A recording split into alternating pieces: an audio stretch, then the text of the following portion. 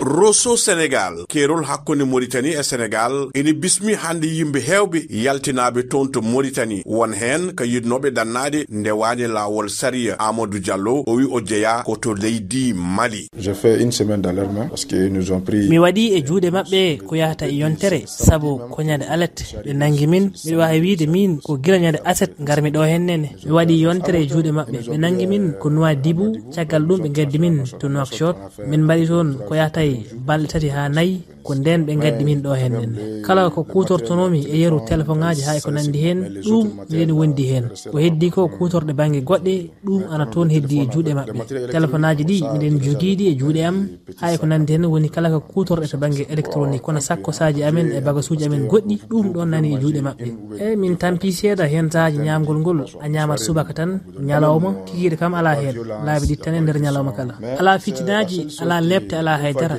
e ben danniyankobe ene jeya hen o debbo Fatoumata o jeya ko leydi Guinée o yi mette fo o yi tampere fo o yi dum tonton Nouakchott wula lamurgo leydi Mauritanie. Donc on est là, on est à côté des Sénégalais. Les Sénégalais aussi. Min yeltinaɓe Mauritanie min gadda Sénégal ete ɗo won e Sénégal naɓe jiɗi ko yomin jelto leydi maɓɓe to Mauritanie amin tampi sanne ɓe natat ko e galleji amen ɓe dejjita dam amen ɓe naw min police ɗon no wayno min ñamata ni ɓe piyat amen kadi hayreɓe so wiɓɓe ɓe gaccani joni minen Rosso Sénégal min jiɗi ko hodde leydi amen Guinée min gacci kalko min jogino caggal amen. On est trop, ils vont miloter les femmes. Mumuni Camara kanko jeya ko do e leydi Sénégal o yidno dannade yaade Europe o jagga ko to Nouadhibou o artira ton to Rosso Sénégal. Ko minen gummi Mauritanie ko hanki be artiri men do 8h subaka ala Nouadhibou be jaggi men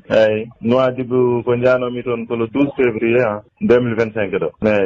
tamina liggo don mi no yawtude Espagne kay ngalalla mi dañani hawri be nangi men nokku Croix Rouge gondo ton to Rosso Sénégal ena ngakki ko heewi ka fate noddirgol e ko nyamate Mbaye Diop kanko jodini Croix Rouge ton to Rosso Sénégal.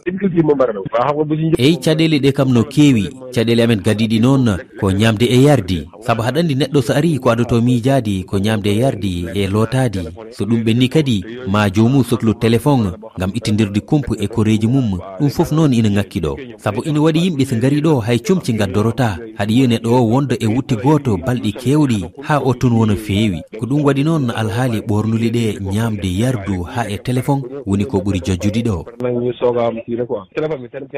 e debalde fodde temedi joyi e nawgase jeetati bibbi Mali njaltinama Mauritanie gadda don e Rosso Sénégal won hen duttimi cuudu men e ballal o yema Lamine Bayla Sen Rosso Sénégal RFI.